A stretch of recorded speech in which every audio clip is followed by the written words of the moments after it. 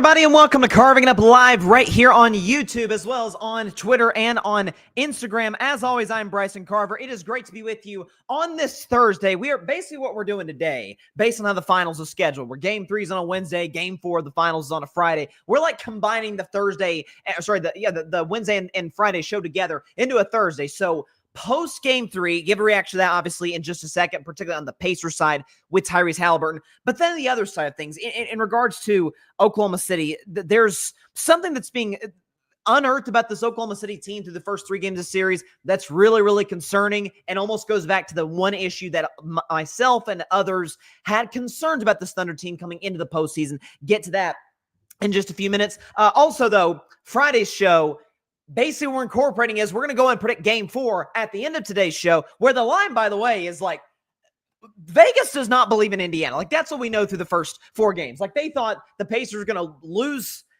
kind of convincingly at home based on where the line was set at Thunder minus 5.5. It went up to Thunder minus 6.5 as recent as early today. It's come back down to 5.5. Get to that NFL stuff in the AFC North. This Shamar Stewart situation in Cincinnati is just indicative of how clueless the Bengals franchise is. This guy's a rookie out of Texas A&M. I love him out of the draft, but he's a rookie out of Texas A&M. And he hasn't signed his rookie contract yet. Like, what is going on? There's like a contract holdout with a rookie. By the way, they also can't sign their superstar pass rusher, Trey Hendricks. It's a mess. I'll get to that in about a half hour. And speaking of pass rushers not on deals, TJ Watt's looking for a new contract. He's not at mandatory minicamp in Pittsburgh. And again, we talk about indicative of systemic issues within an NFL franchise. Pittsburgh's a prime example. They are just... They can't figure this out. I'll get to that in about 30 to 40 minutes or so. And at the end of the show, predictions for Game 4 of the 2025 NBA Finals. Appreciate everybody stopping by. Be sure to chime into the comment section. So let's get into the finals, though. But first, Indiana, where y'all at? Game 3, getting the W by a finals, getting the Game 3 W by a final score of 116-107 over Oklahoma City. The Pacers, the underdog Pacers, have a 2-1 series lead in these NBA Finals. So let's talk about the Tyrese Halliburton thing aspect of this, because we can go and show you his numbers from last night. He was tremendous. 22 points, 9 rebounds, 11 assists. Right there, you see a rebound away from a triple-double. Pitched in 2 steals, was 9 for 17 from the field, 4 for 8 from three-point range. He made his 3-point shots last night. The thing that I think is so compelling about this particular player is I think the discussion around him has been, I've talked about all the finals long. Is he a superstar or is he not a superstar? My mindset is this. Okay, he is as clutch as he's the most clutch player in the NBA. Keeps showing that over and over and over. It's time we acknowledge him as such. Mr. Clutch is what I've called Tyrese Halliburton for about a month on the show. Go back to the game winner against Cleveland back in the second round. But in the Chris Paul realm, he doesn't play like Chris Paul, because Chris Paul was a pit bull on defense, man. He would get up in your behind, make things tough, and he was a pest. That's not really Halliburton. He's like a finesse Chris Paul in some ways. He's a true point, at least in the old school sense of that, what that position used to be, right? It distributes the ball, gets guys involved. But this Pacers team, it's funny, OKC and Indiana are very different in terms of what their identity is. Oklahoma City's going to lock you down. Well, they usually lock you down the defensive end, more on the Thunder side a little bit later. And then Indiana is, we're just going to run up and down the floor, we're going to score 120 points a night. That's who we are. That's what our identity is. But they're very similarly built in that this is, I think, the first finals we've seen with the effect of the new CBA. And I don't think reactions to NBA finals should center around collective bargaining agreements. So I'll be brief. But essentially what the CBA does is, it's really, really hard. It actually punishes you in some ways, even more so than the last CBA did, in terms of being able to keep your own homegrown talent long-term. It's the biggest reason, despite the number of draft picks, that financially I don't think it makes sense for the Thunder to be a dynasty. Maybe they are, because SGA is amazing. I thought the dynasty talk was way too premature. Listen, the Thunder may still win this series. I'll touch on Game 4 later. But Indiana, we have I believe Halliburton to be a superstar. I think the Pacers probably believe Halliburton to be a superstar. A lot of folks do. So let's call him that. We have our superstar.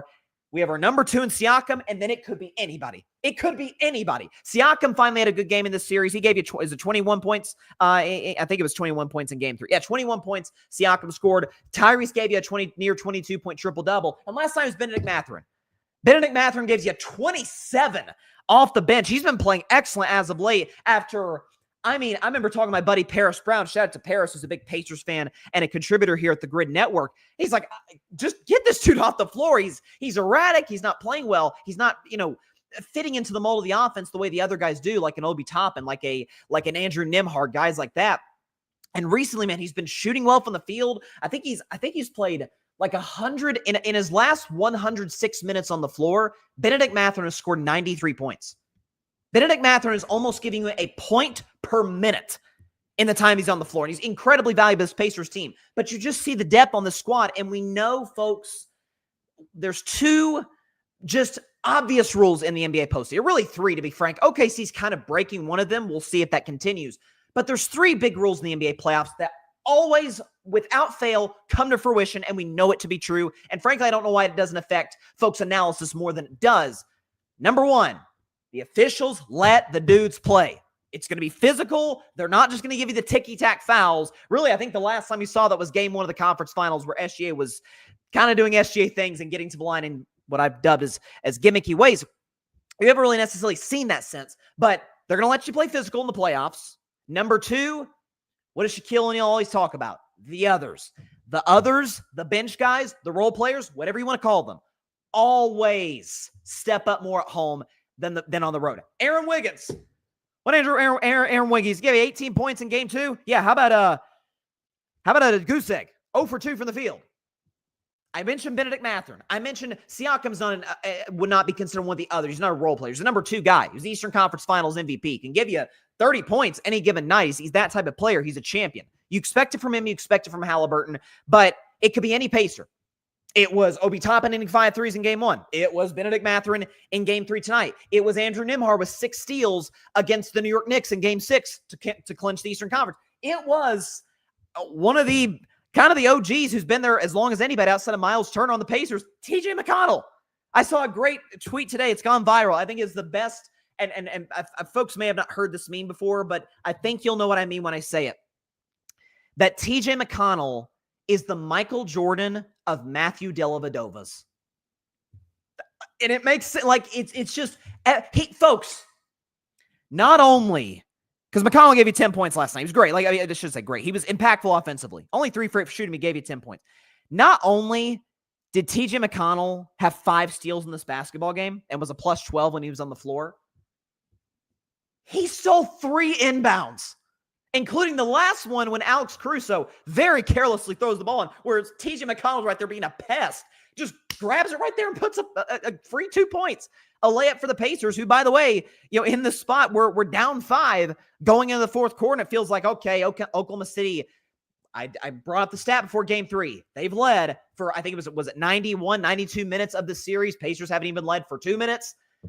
Up 5, okay. SGA is going to slam the door. We know the Pacers are great in the fourth quarter, but it just felt like the game was maybe getting away from Indiana. Thunder had a quick run at the end of the third quarter, and then the Pacers dropped 32 in the fourth. Like, that's just who they are. This wasn't like a wild comeback. They were down 5 entering the fourth. They led through most of it, but it was just an execution late. You trust Tyrese Halliburton in these spots. They had one really bad turnover. That was the play where, thankfully, the officials didn't call a flagrant foul on Aaron Nesmith, which, again, classic example. That might be a flagrant in the regular season. It's not in the playoffs. Folks, that's just how it's been for my entire life watching the NBA. The sport is just better officiated, at least my opinion. In the postseason, they let guys play basketball the way you would play, pickup to a certain degree. But this Pacers team, they control the pace. This is who they are. And it could be, it was Aaron Nesmith in game 1 against the Knicks. Benedict Mathurin tonight. Obi Toppin in game 1. Andrew Nembhard in game 6 against the Knicks. Like, it can be anybody any given night. But for Halliburton, I've updated the graphic. I actually updated it in the middle of our post-game reaction show on the Grid last night. And by the way, please be sure to check out our post-game reaction for game 4 on the Grid's YouTube channel tomorrow night at 11. But I went ahead and updated this graphic real quick, and we can go and show you, because I mentioned it after game 2, that, like, this is folks talking about, oh man, Halliburton's not scoring enough. That's kind of what he gives you. And it's not even a knock on Halliburton. He averaged 17.5 against the Bucks. Had one big game. Game 5 when he hit the game-winning layup over Giannis to beat Milwaukee. Second round against Cavs. He actually had one great game. The game 5 to close out the Cavs. Had 31 points in game 5. Averaged 17.5, just like the Bucks series.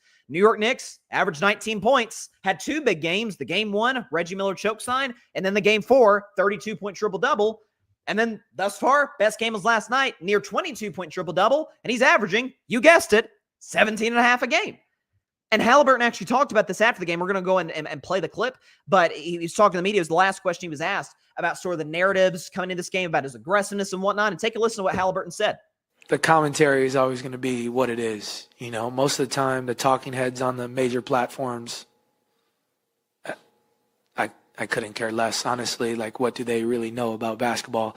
But I think as a group, you know, and watching film myself, seeing where I can get better is important. And, you know, I mean, at a time like this, I'm not really on social media as much. I try to stay off it as much as I can, but, you know, you see it, and, you know, ESPN might be on in my house, and there it is. And, you know, it is what it is, but I mean, that's, again, and I've seen a lot of folks in the media get really defensive over that because, listen, we all have, to a degree, egos, and anytime you're called out, especially for really the entire gist of your job, which in my case, I guess I do get paid a little bit for doing this podcast, but the point is, why we do this is to analyze the game. So when that's called into question, how dare you, Tyrese Halliburton? Listen, and for the record, I'm not so sure Tyrese Halliburton wasn't, like, again, I saw folks in the media getting really defensive. I'm not so certain Tyrese wasn't just talking about, you know, not to name drop, but the Stephen A. Smiths of the world, the Colin Cowards of the world, the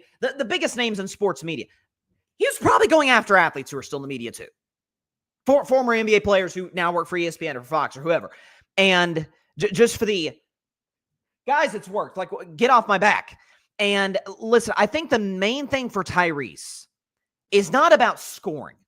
Because, again, he's averaging 17 a game, essentially, these playoffs. It's a matter of just be aggressive. Just make Oklahoma City, because I noticed, and this is the reason I was kind of critical of him in that game too, as much as I love that player, or this player. After game 2, I'm like, not only was he mostly ineffective, it wasn't just that he had, 14 points, I think it was, in that game too. I think it was actually 17, but either way, it was that, A, he wasn't aggressive early, but B, every time he would go up for a shot, he'd kick it out, which every basketball youth coach in America is like, that is the cardinal sin. If you jump, you're going for a layup, you're shooting the basketball wherever you're at. You don't pass, jump passes tend to be turnovers, certainly on the youth level.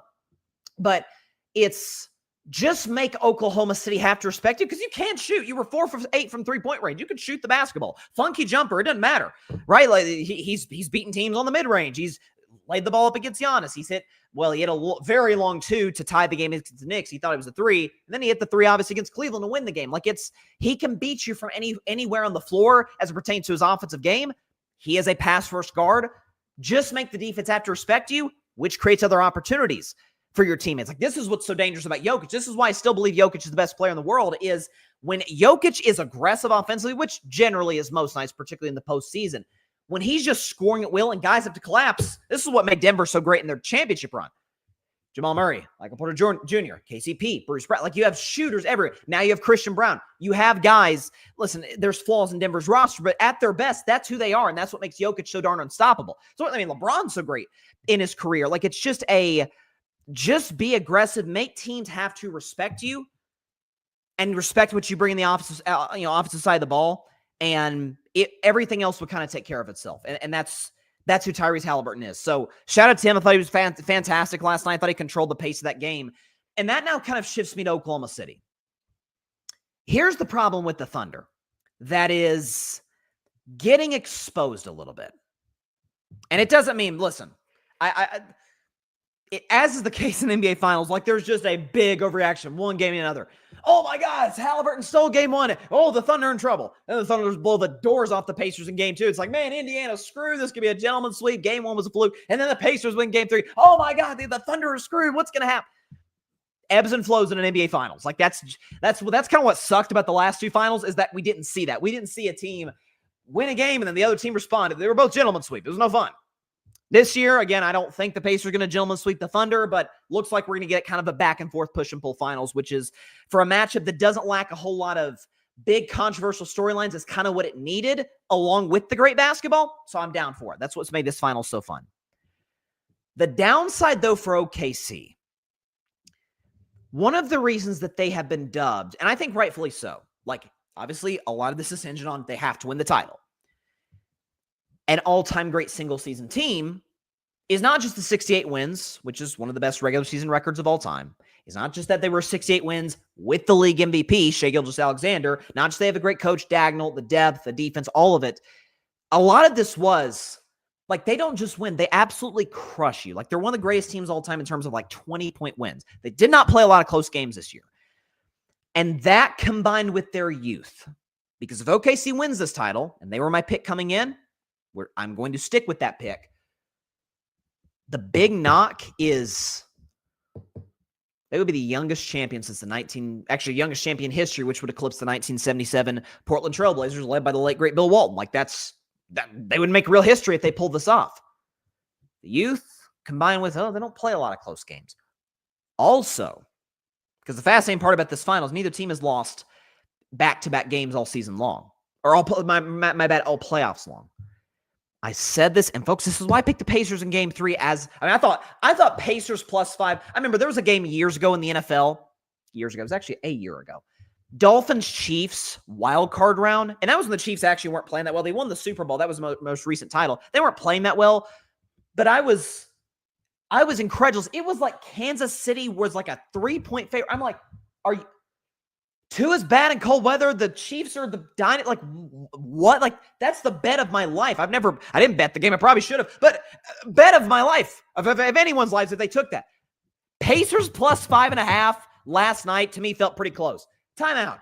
They just got the doors blown off them in Game 2. They're back on their home floor. They're really good on their home floor. They have a real home court advantage there. OKC role players going to step down. Pacers players going to step up.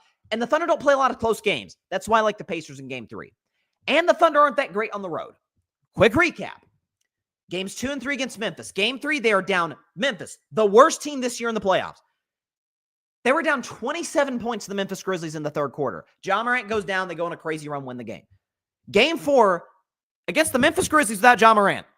They won by 2 points.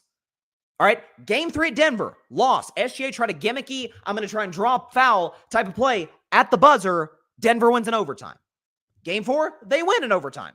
In overtime. They won, but SGA didn't play. That was kind of a clunky win where Jokic didn't play well at Denver. Game 6, lost to Denver comfortably. Game 3 against Minnesota, destroyed by 42 points.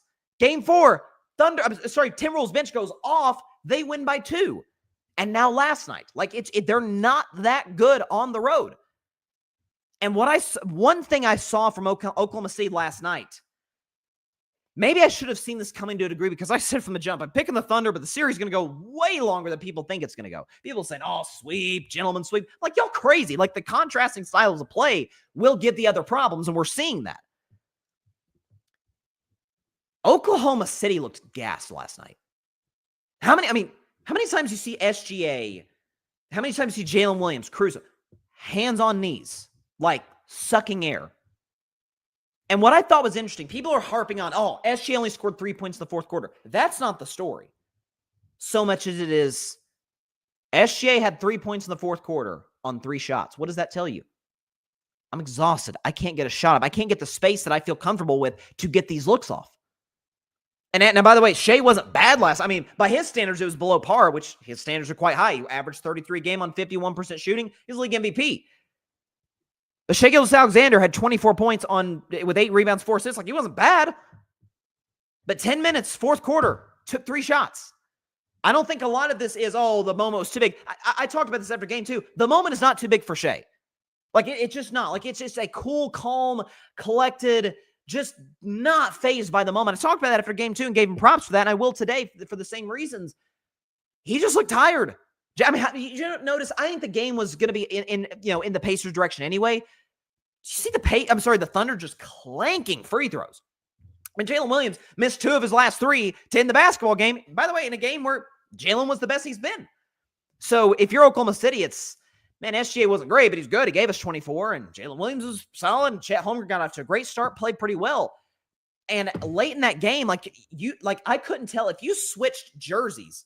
If you put the Thunder jerseys on the Pacer jersey on the Thunder, the Pacers were shutting Oklahoma City down. I mean, Miles Turner, who, by the way, probably the best shot blocker in the league, But this is Chet Holmgren we're talking about. A big, what are we going to give him? 6'10", 6'11", jump shooter. Palms his three-pointer. And again, Miles Turner's big, long, great shot blockers, we know. But they're just putting the clamps in Oklahoma City. And again, a lot of this to me, the key for the Thunder, in my estimation, I said this in our post-game show last night, it's the turnovers. It is the turnovers for the Oklahoma City Thunder. Like you're looking, I mean, look at the box score right now. They had 18 turnovers in 17 turnovers in this basketball game. What does that happen when you turn the basketball over? Indiana gets out in transition. And that's another reason I said the Pacers will give OKC problems. Because as amazing as Oklahoma City's half-court defense is, who was number one in the NBA? I said this coming in the finals. No one mentioned it.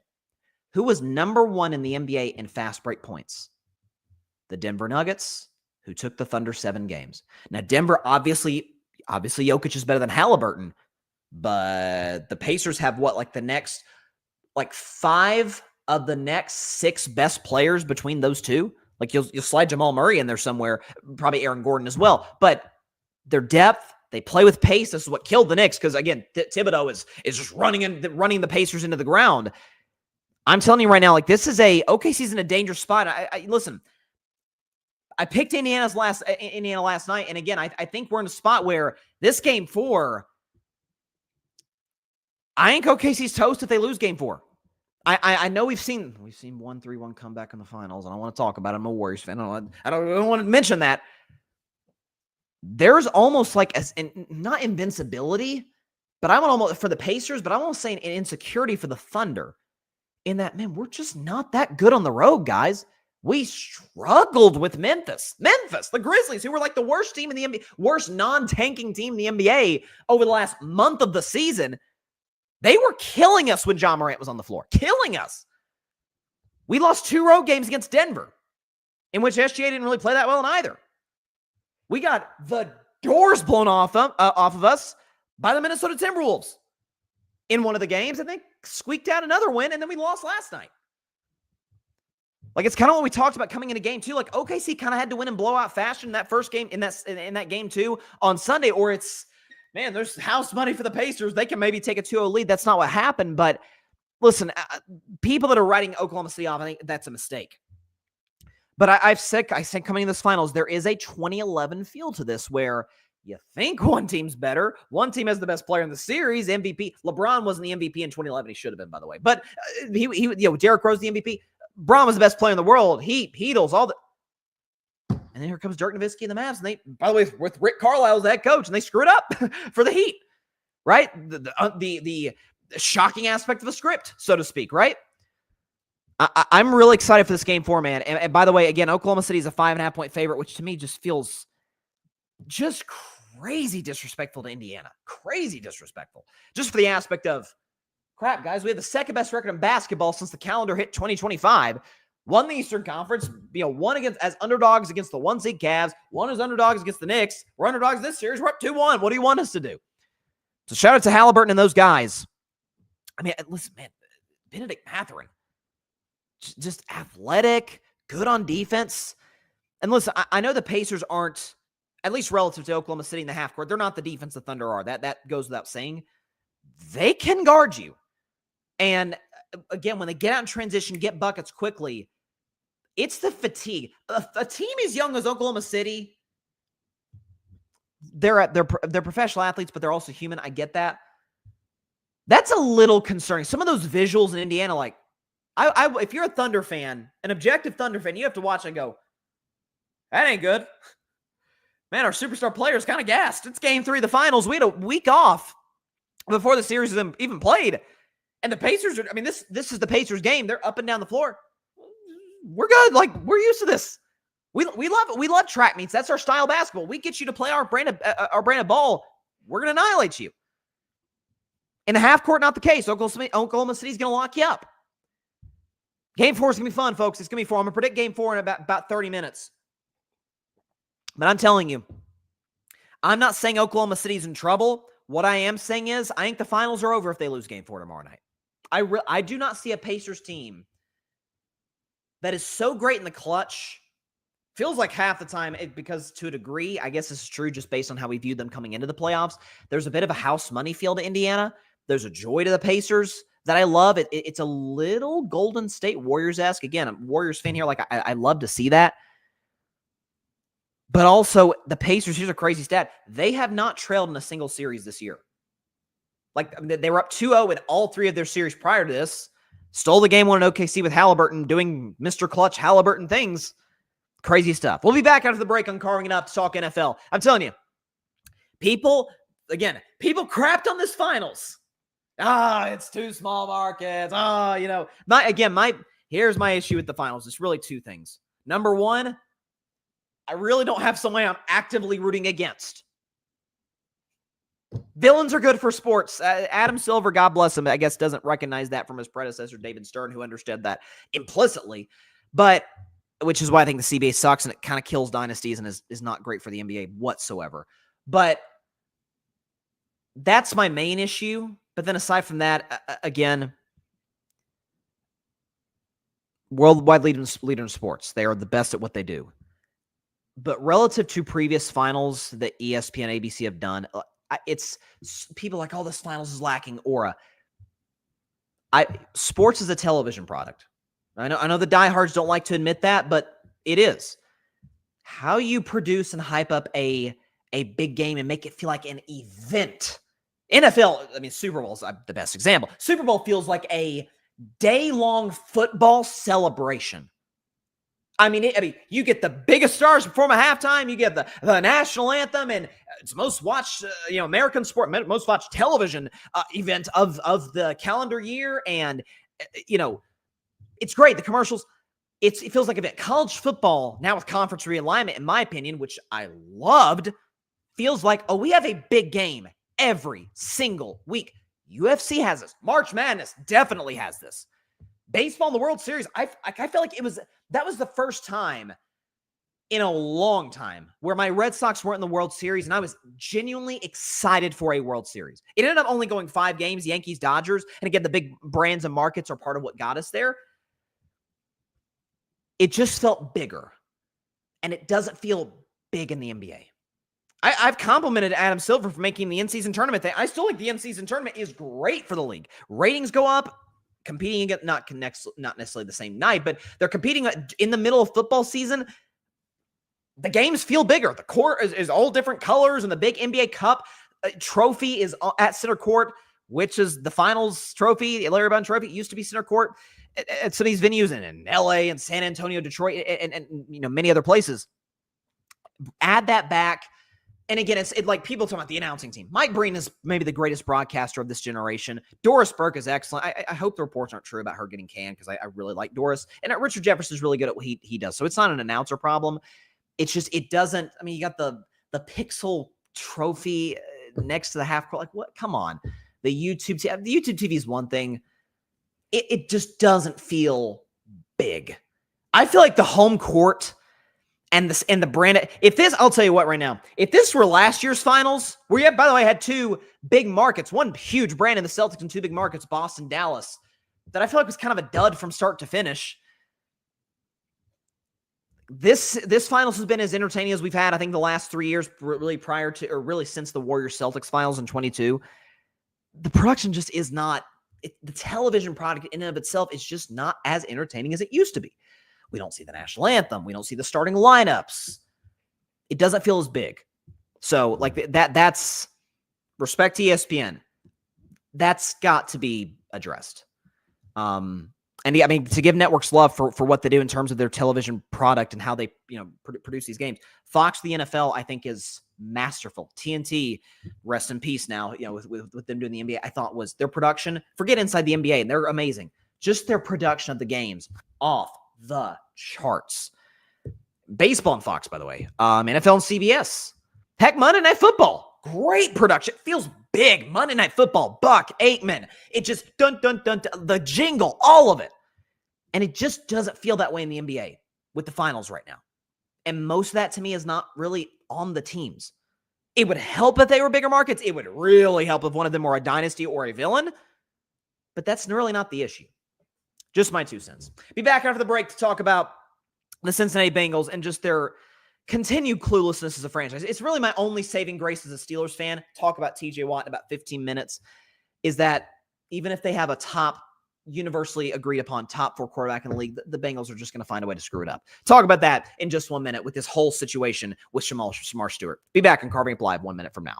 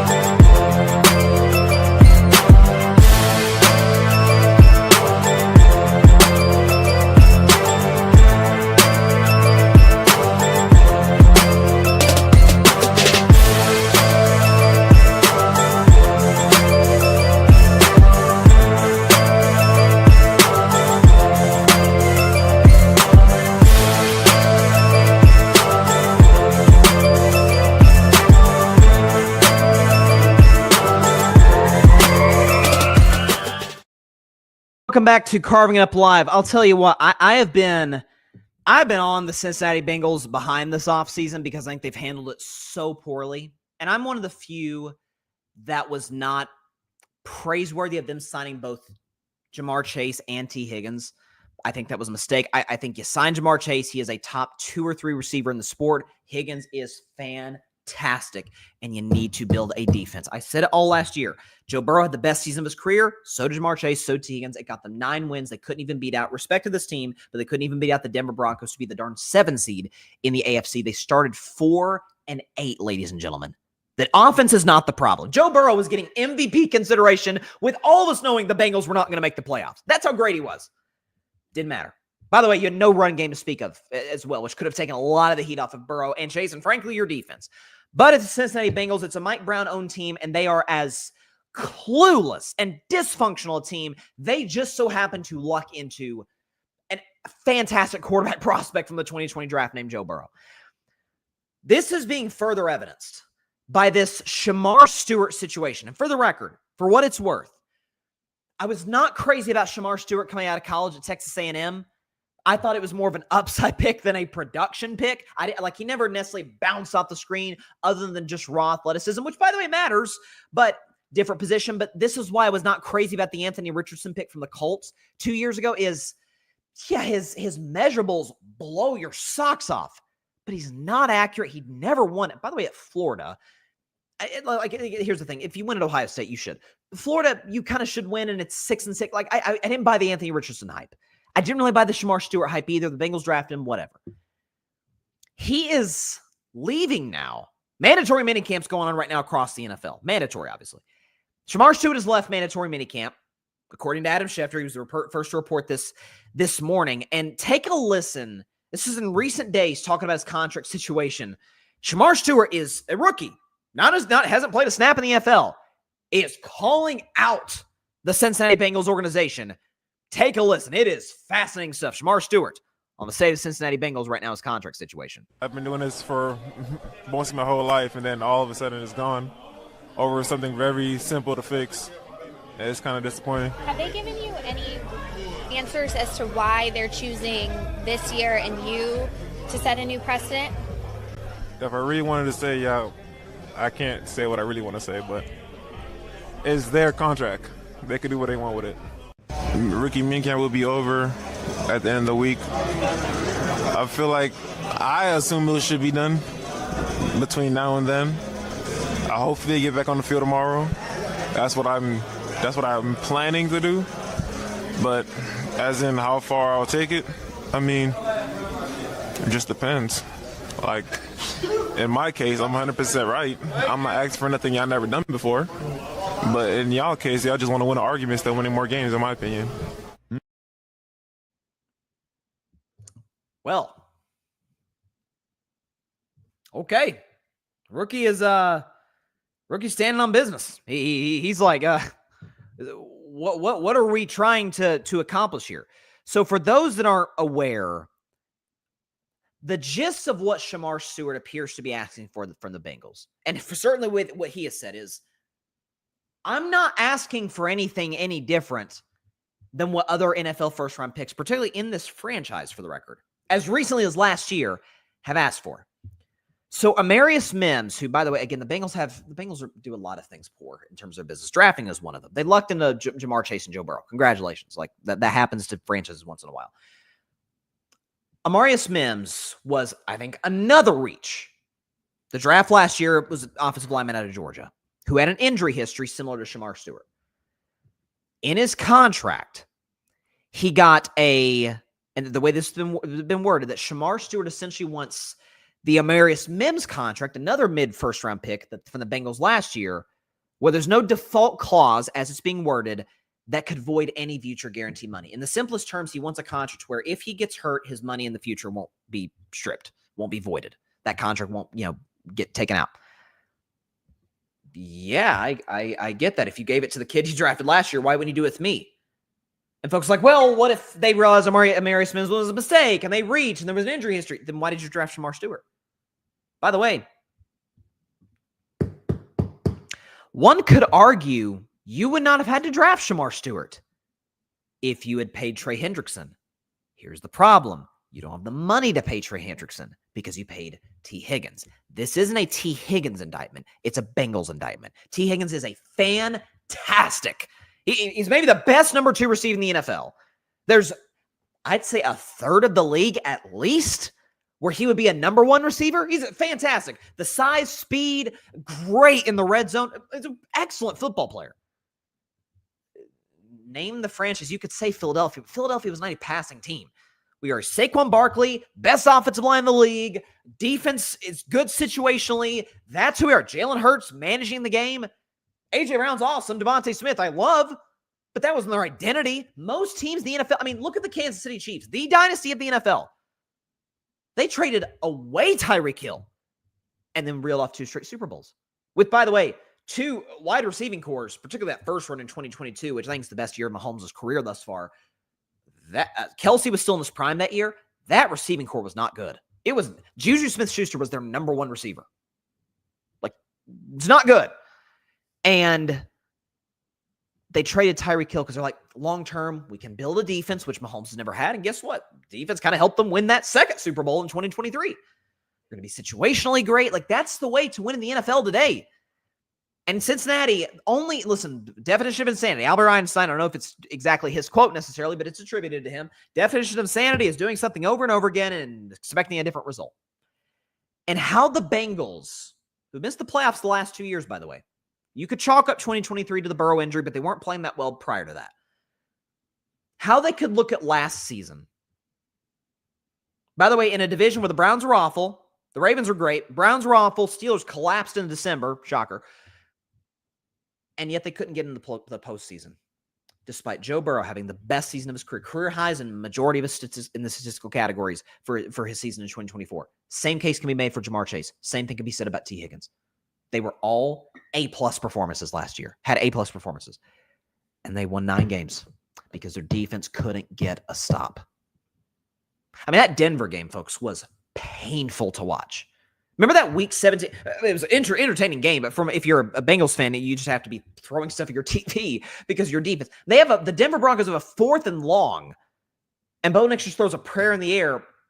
And I think it might have been Judy. It was either Judy or Mims. Somebody came down with the pass back corner of the end zone. They tie the game, send it to overtime. They blew it on defense a couple of other times. No T. Joe Burrow and Jamar Chase saved the day at the end.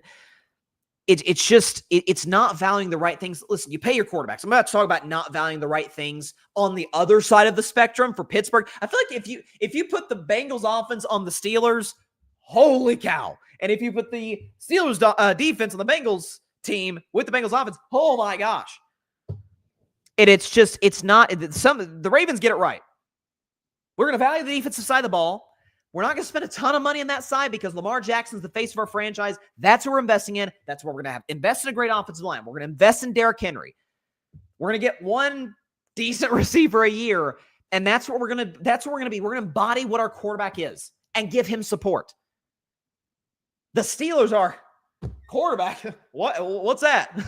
Like, I thought it was a defense wins championships. I heard somebody say that. We're going to be a defensive punch in the mouth team. And yeah, you kind of need quarterbacks in the 2025 NFL. I don't know if you noticed. And the Bengals are Well, we have a great quarterback. Job's done. We're good. Joe Burrow, go throw 70 touchdowns and save us. It's a dysfunctional and immature way to run a business. And it's why the Bengals were one of the jokes of the NFL until this guy came in and saved the day.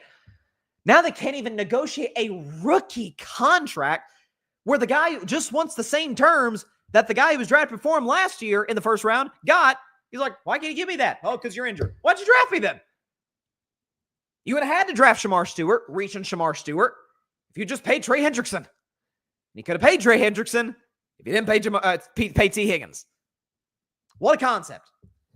And it's valuing the wrong things.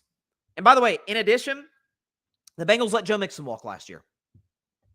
What are you doing? What are you doing? They're valuing the wrong things in this franchise. This is why the Bengals, I'm not kidding. You know who they remind me of? This current iteration of the Cincinnati Bengals? Excuse me. They remind me a little bit of the New Orleans Saints between like 2012 and 2016. Like Drew Brees was putting up Madden numbers. Drew Brees is, I think, the most accurate quarterback in the history of the game. Like just, Drew Brees did not miss. He just didn't. And the Saints offense consistently was putting up 35 points. You know, they would lose. They lost a game, or they might have won a game against the Giants. I think this was 2015. I remember this game. I was a youngster then. I bet they beat the Giants and old Eli Manning in a game where they had to score 52 points at home to win. Like that was the Saints, similar to the Bengals. And by the way, eventually the Saints, who were at the time a well-run franchise with Loomis and with Sean Payton, they had a great 2017 draft. Alvin Kamara was kind of the face of that. Like lost to the Minnesota Miracle, got to the NFC title game. We know what happened in that game against the Rams, and kind of rebuilt it for Breeze's last hurrah. But there was a stretch, man. They were just wasting an all-time great quarterback. The guy was putting up absurd numbers, and his defense couldn't get a stop. The front office didn't value the right things. They had a couple of bad drafts. That's the Bengals. The problem is, I know that the Saints were the Aints prior to Breeze, but the Saints, they're a mess today. I don't view them in the same sense as I view the Jets, the Browns. For long stretches of time, honestly, the Dolphins. Prior to the new ownership coming in, the Raiders. Prior to the other new ownership coming in, the Commanders. I don't view them necessarily in that ilk yet. I do view the Bengals in that ilk. Like that's who they've been for the last, really my entire life, in the last quarter century plus. They just so happen to lock into an absolute potential all-time great quarterback in Joe Burrow. And the unfortunate thing for him is, folks, I'm not kidding. I'm not a believer in I certainly not believe in the Bengals as a Super Bowl contender. I don't think they can beat Baltimore for the AFC North. Frankly, I wouldn't be shocked. You know my skepticism of the Steelers. Wouldn't be shocked if the Steelers are better than the Bengals next year. Wouldn't be shocked if they won more games. Or as many games when they shouldn't. When the quarterback disparity between Rodgers and Burrow is the Grand Canyon. And we could have an off season in 2026. I could be sitting in this chair a year from now. And the discussion is Burrow really that? Well, I won't be saying this, but the narrative could be this. I mean, is Burrow that good? I mean, he's missed the playoffs 3 years in a row. Is he that good? Breeze missed the playoffs 3 years in a row, 4 out of 5. Was he not good? Go look at Drew's numbers from those runs. Botched drafts, not valuing the right things, not paying the right positions, paying the wrong positions. The Bengals truly do not know what they're doing. Shamar Stewart's well within his right to call them out. Wouldn't it be crazy if they traded his draft rights to another team and then the Bengals are just like left without a first-round pick? That would be kind of insane. I mean, listen, again, I wasn't like crazy about the Shamar Stewart pick to begin with. Like it felt more like just more of an upside over production pick. I'm on the kid's side. And if you're not, you don't know the Cincinnati Bengals, to be frank. And Trey Hendrickson, he's like, led the league in sacks last year. I can't get a deal. What are we doing? You need 2 receivers? Really? Can I need a pass rush too? You know? So that's where the Bengals are at. Speaking of not paying the right position in the AFC North, let's talk about my Pittsburgh Steelers. So TJ Watt is not at mandatory minicamp. He's holding out for a new contract. He's well within his right to ask for that. He's, in my mind, the last 5 years, he's been the best defensive player in the NFL. He's won DPOY twice. He should have won it more than that. I think he's won it twice, correct? I think so. I should know this. Pretty sure he won it twice. Tied Strahan for all-time single-season sack record in 2021. Here's the problem in Pittsburgh. They obviously should pay TJ Watt. I think it's safe to say, because this team has been so mediocre and because they're addicted to mediocrity, TJ Watt doesn't really have a signature moment. Like, if I can think of like one not all-time great, but one big notable TJ Watt play, it was that wild card game. Remember the Steelers barely, what's new, got into the playoffs? They faced the Chiefs in Arrowhead. They got like absolutely smashed.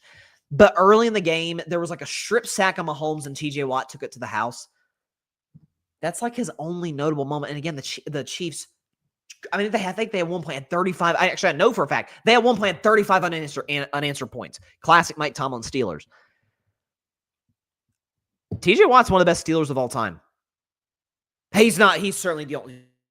Put him up there with the Steel Curtain, or with Bradshaw, or with Big Ben, Jerome Bettis. Like, obviously, the Steelers are such a great franchise. There's so many great players, but he is an all-time Steeler great. I think number 90 should get retired one day at Acrisure Stadium. I really do. His production would say that should be the case. It's not his fault that the organization doesn't value the right things. The Steelers should pay TJ Watt, but they pay too many defensive guys. See, the Bengals don't pay the right guys on offense.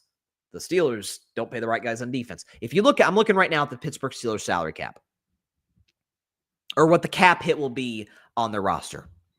TJ Watt already is the highest paid player on the Steelers, making $30 million a year. Then it's a safety, Minkah Fitzpatrick. A safety, ladies and gentlemen, is the second highest paid Steeler. Minkah Fitzpatrick cap hit's going to be about $22 million. Cam Hayward, got no problem paying him. He's Mr. Steeler at this point. He's the leader of the team, man of the year guy. Has been as you want Cam Hayward on your football team. He's still productive at this stage of his career still, and he's a fantastic leader for the defense. $19 million cap hit.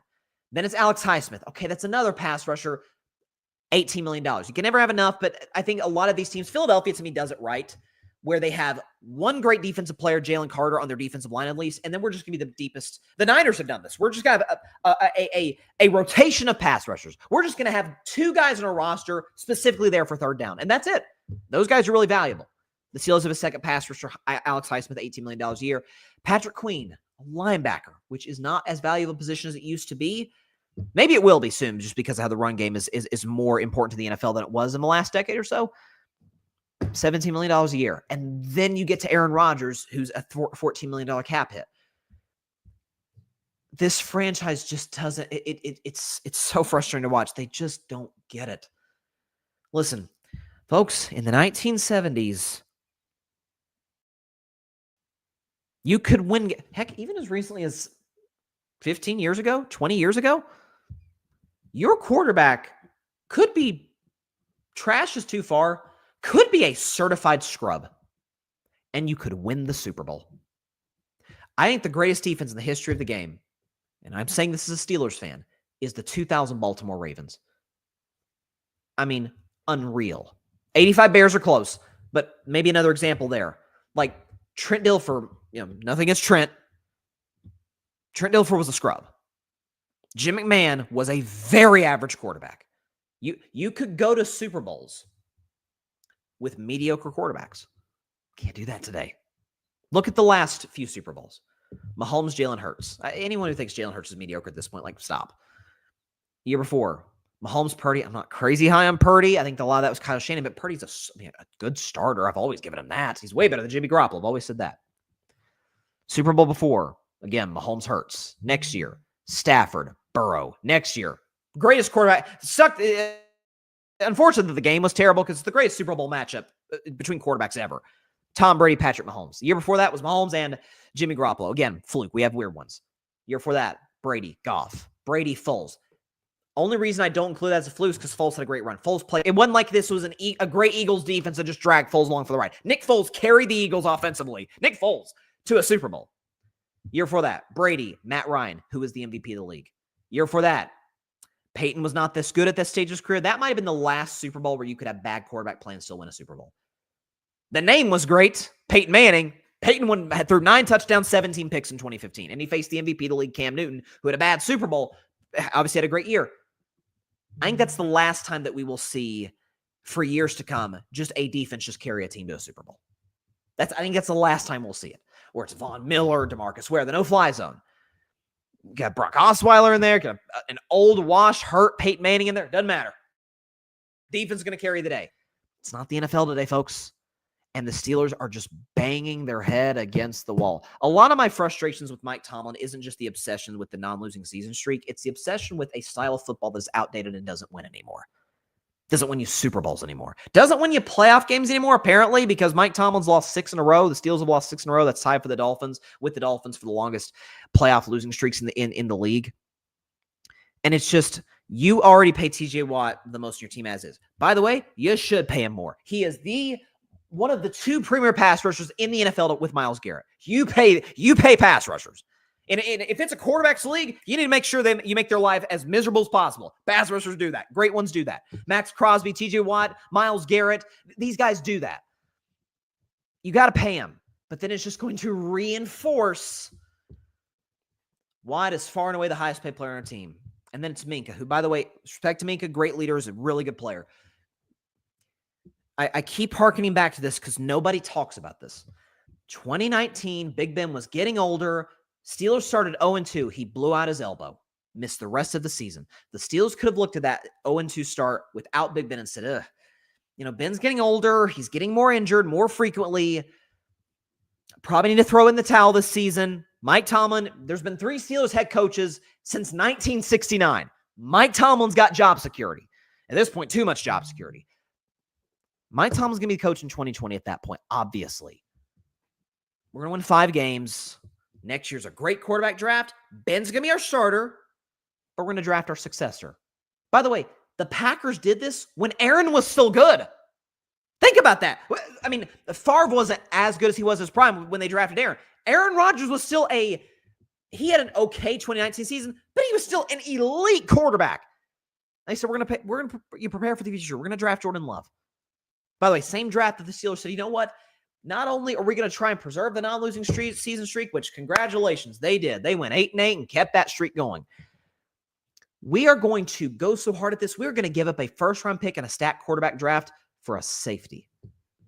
Because it's defense wins championships, baby. Folks, defenses are crucial to a championship team. We know this. It's not the driving force of a championship team anymore. It's just not. Not in today's NFL. And Mike Tomlin, the Steelers refused to see that. So they traded for Minkah Fitzpatrick. They finished 8-8. Congratulations. The streak continued.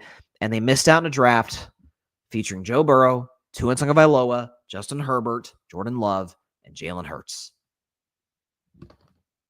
That's the Pittsburgh Steelers right there. That was the crossroads moment. They could have chosen to draft Big Ben's successor, prepare for the future, keep this great quarterback streak potentially going, or keep a streak that the other 31 teams in the NFL do not care about, except for you, just to appease your ego. So the Steelers should pay TJ. They will pay TJ Watt. I've heard some people suggest, they should trade him for picks. I understand that argument because TJ is 31 years old. He is getting older. I get that. But do I trust this current regime in Pittsburgh to make good of those picks? And even if they draft the right quarterback, do I trust them to develop him? Not really. That's why I've said, you guys know how I feel about Aaron Rodgers. I've been as critical as anybody of him on and off the field. There could be a silver lining where this is another classic Aaron Rodgers season. He has moments. He looks good. He fools people because he has a pretty, he throws pretty passes. And the Steelers win 10 games. And there's, in some of these losses against Baltimore, against Detroit, or against Buffalo, he's in the media making it very clear, making us all aware. Guys, I want you guys to know this. I want to make sure everyone can hear me. This loss was not my fault. We know how Aaron is. Throwing receivers, he'll throw DK Metcalf under the bus. He'll throw Calvin Austin under the bus. He'll probably give like another red line speech to Roman Wilson, the young receiver. He'll bash the offensive line, which, by the way, isn't that good to begin with, so he may have a point there, but he'll still do it publicly. It'll be a mess. Tomlin will have to defend Aaron. He'll have to defend the indefensible. Aaron's going to get into a beef with Terry Bradshaw at some point in the season, probably spout off some wild conspiracy theory or 3 on McAfee's show throughout the season. The Steelers probably make the playoffs, get blasted by the Bills, Chiefs, or Ravens, and we're back to square one. Maybe the silver lining in that is that the franchise sees, guys, we're in a treadmill to nowhere with Mike Tomlin. We've not won a playoff game, folks. I'm not kidding when I say this, since Barack Obama was president. Literally. And in that game, by the way, the Steelers did not score a touchdown against the Alex Smith Kansas City Chiefs. So They don't take the quarterback position seriously. I mean, they wouldn't have signed Aaron Rodgers if they did. They wouldn't have signed Russell Wilson last year if they took the position seriously. They wouldn't have drafted Kenny Pickett if they took the position seriously. They wouldn't have traded a first-round pick in one of the best quarterback drafts of all time to acquire safety, Minkah Fitzpatrick. Good player, great leader, does not move the needle whatsoever on the Steelers contending. Doesn't move the needle at all. Defenses matter. You need them to contend for championships. They cannot be the driving force in you winning a Super Bowl, or you will never win a Super Bowl in today's NFL. All that comes back to pay TJ Watt. Man's worth every penny. Man's still great. I understand the argument for trading him. I personally wouldn't. I think great pass rushers are hard to come by. You keep TJ. The five highest paid players in your team cannot be defensive players. It can't. And that's where the Steelers are at today. So, yeah, that's the Pittsburgh Steelers mold. All right, get me away from my depressing mood. The Bengals being a dysfunctional mess. I feel bad for Shamar Stewart and I feel bad for Trey Hendrickson, but the Bengals in general being a dysfunctional mess, does make this a little bit easier as a Steelers fan. But at the same time, you also look at it and you're like, your team's not that much better. The only difference is they have an awesome quarterback. You have a great defense. Both squads apparently just do not care about the opposing side of the ball that they're great in. It's amazing. All right. By amazing, I mean it's surprising. Got game 4 of the finals tomorrow night at 8:30 p.m. Eastern. Let's go and get the background music going. Here we go. Game 4 of the finals. Pacers up 2-1. So here's what I find really interesting, and I didn't bring this up when I was talking about Oklahoma City. I did bring this up after game 1 because it was one of the big stories when the Thunder blew that lead to Indiana and Halliburton hit the clutch shot at the end.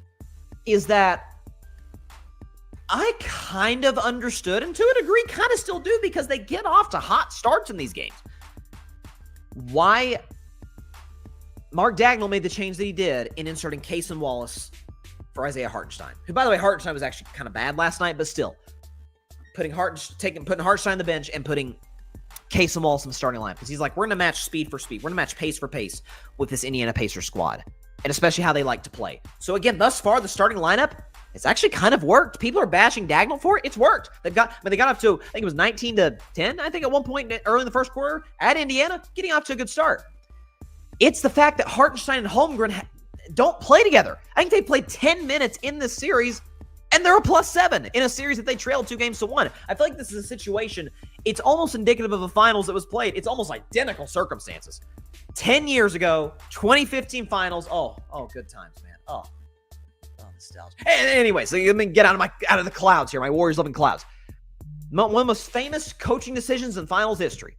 Golden State Warriors down 2-1, game 4 at Cleveland against the Cavs. LeBron is killing you.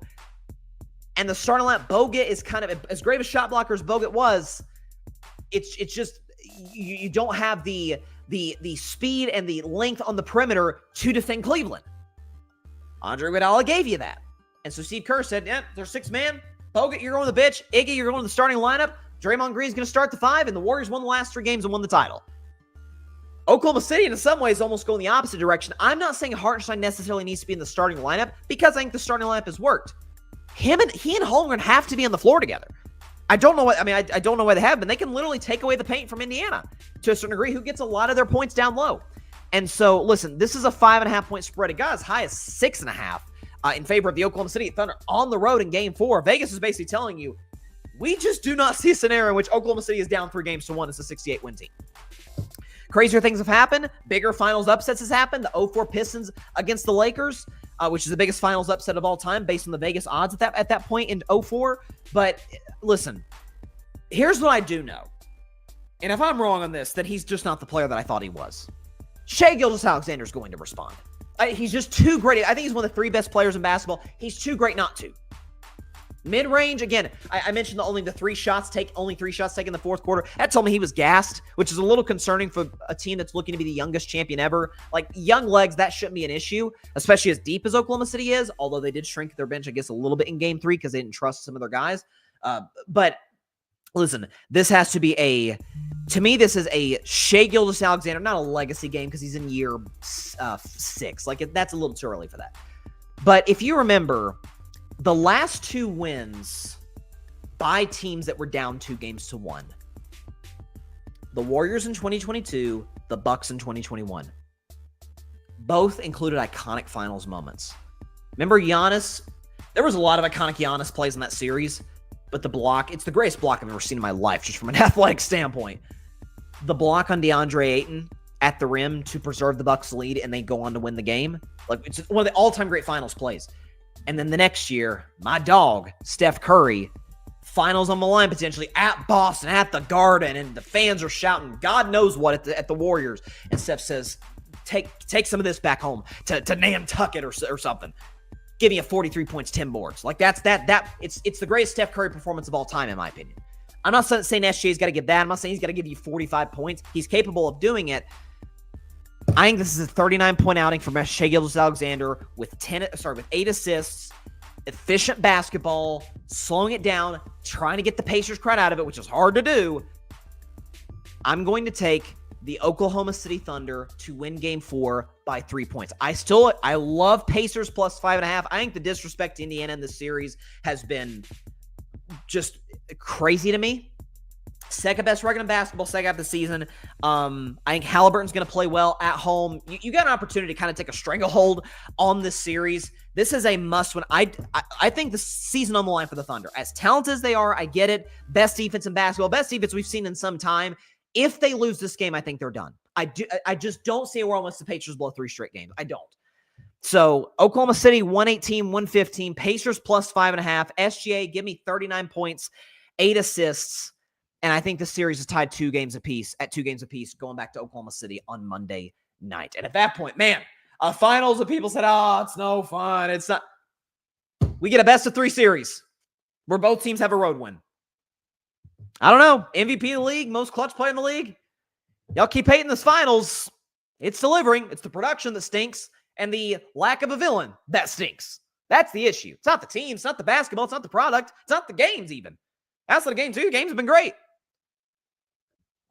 So there you go. Give me, I almost said the Pacers. Give me the Thunder to tie the series at 2 games apiece, but the Pacers do cover.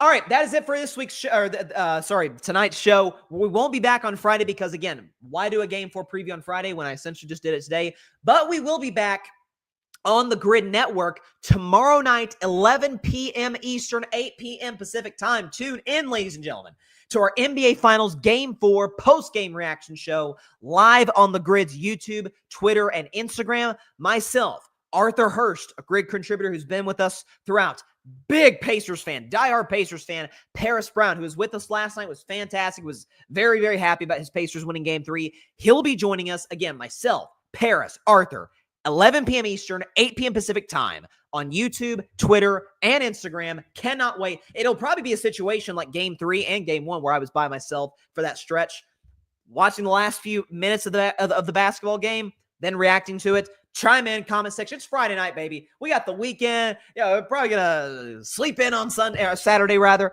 So tune into our show, reaction to Game 4 of the finals. Cannot wait to see you guys in there when we do. As for this show, as for Carving Up, we'll be back on Monday night at 6 p.m. Eastern, 3 p.m. Pacific time, right here on YouTube, Instagram, and Twitter. We'll have reaction to Game 4 prior to that on the YouTube channel. More breakdown of Game 4 on Monday and kind of a preview of Game 5, which will be obviously again Monday night, 8:30 Eastern. Can't wait to see all of them. Check out all of our podcast content on this YouTube channel, on the Grid Network's YouTube channel. Please, please, please take 2 seconds every day. Hit that big red subscribe button on both Grid YouTube channel, Carving It Up YouTube channel. We hope to see you there. Hope to see you for our post-game reaction show tomorrow. Hope to see you in Carving It Up on Monday. Stay safe out there, everybody. Have a great week, rest of your week and weekend. We'll see you on Monday on this show. Stay safe out there. God bless y'all.